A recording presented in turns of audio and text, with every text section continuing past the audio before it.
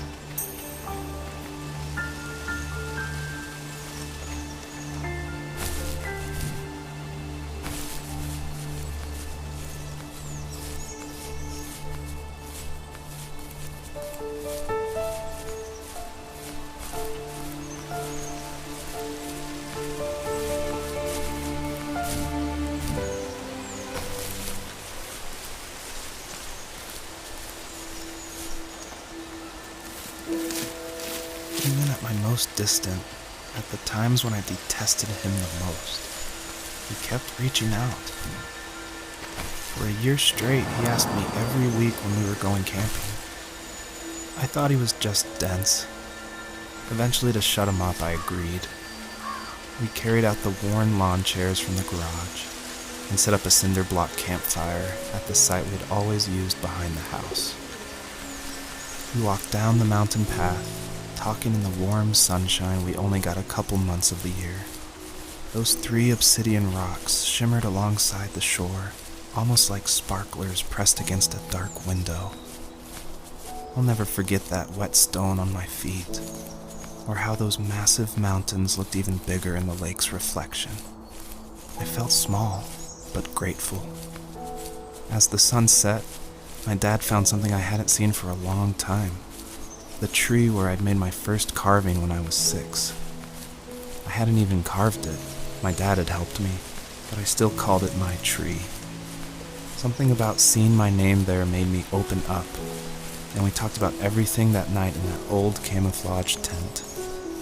I told him how much I loved sketching and design, and how it would be a dream to study architecture in Seattle.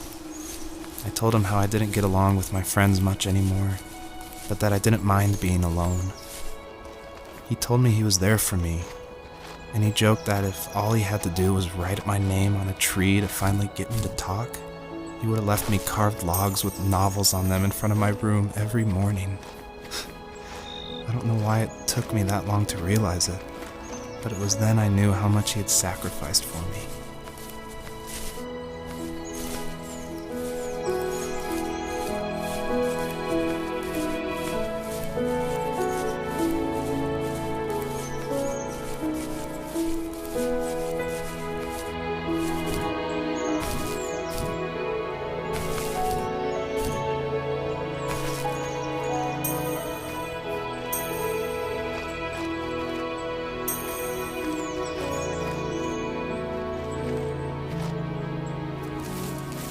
We were happiest underneath the evergreens.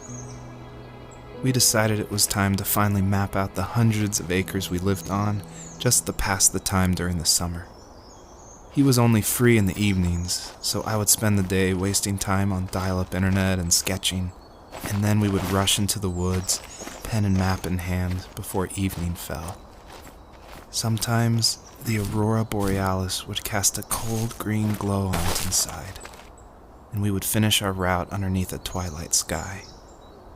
Sometimes I was lonely during those summer days, but there was comfort in the routine. A lot of teenagers aren't looking for the daily grind, though. There's nothing wrong with wanting to get out, to leave your childhood home. You wanted to progress, to make something of yourself. Yeah, you're right. That house. I'm sure it's the same as how I left it. But then why does it feel so different? I doubt you're the only adult to have looked back and asked that question.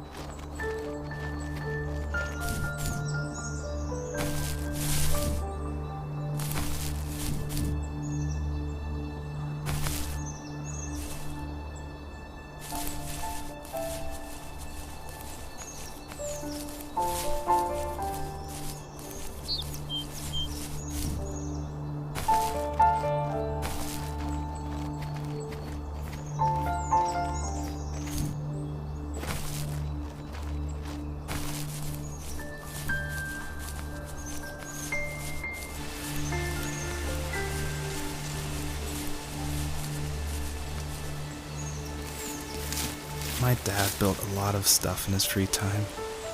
If he wasn't watching fly fishing or reading Tom Clancy novels, he was carving something. He made tons of birdhouses. Not that he was into bird watching, but I think he really missed working and adding on to the home. If he couldn't afford the time to build onto our own house, he would have to settle with watching birds move into their little homes.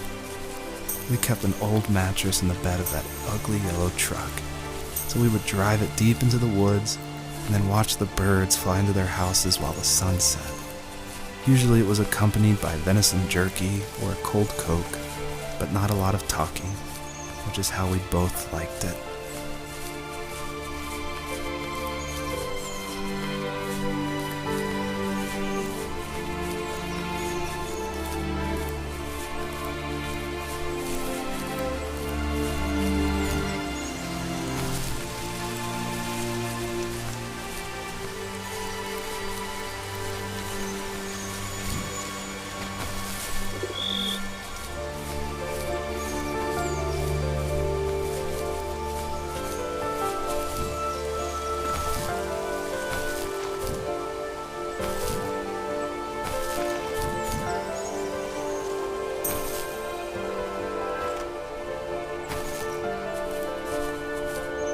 perpetrator stood nearby, unfazed, like nothing was wrong.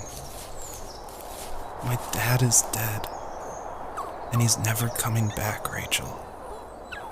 I can tell you these stories, but I can never reminisce with him again. He can never hold a grandchild that we'll probably never be able to have. I can never talk to him again, and I'll never be able to say I'm sorry for everything.